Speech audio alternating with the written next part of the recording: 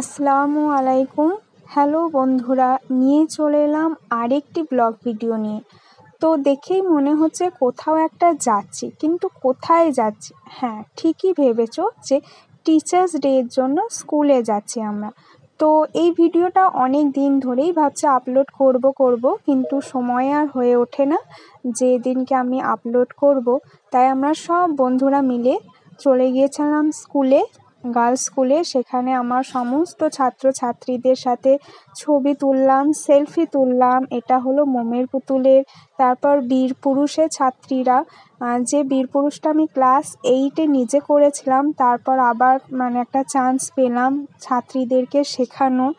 তারপর আরও অনেক অনেক বিভিন্ন ক্লাসের স্টুডেন্টদের সাথে ছবি তুললাম। তারাও সবাই বলছিল, ম্যাম আপনার সাথে ছবি তুলবো। তাই এটা আমরা স্কুলের বড়দি ম্যামকে আমাদের তরফ থেকে একটা ছোট্ট গিফট দিয়েছিলাম, যেখানে আমাদের সবার ছবিগুলো অ্যাটাচ ছিল। এটা একটা মেমোরি হিসাবে আমরা রেখে দিয়েছিলাম। তারপর আমাদের ম্যামের সাথে গ্রুপ ছবি তুললাম আমরা সবাই মিলে।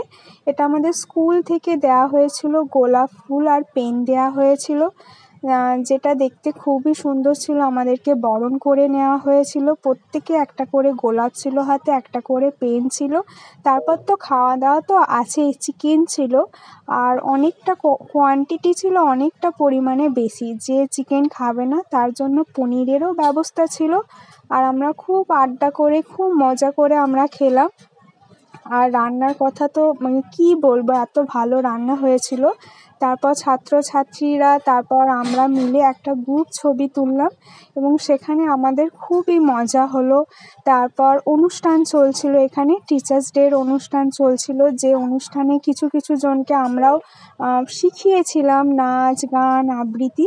সেরকমই অনুষ্ঠান এখানে চলছে, চলো দেখতে থাকো অনুষ্ঠানগুলি কি কি হচ্ছে, সেগুলো একের পর এক তোমরা দেখতে থাকো। তো আমার শেখানো একটা মোমের পুতুলের নাচ।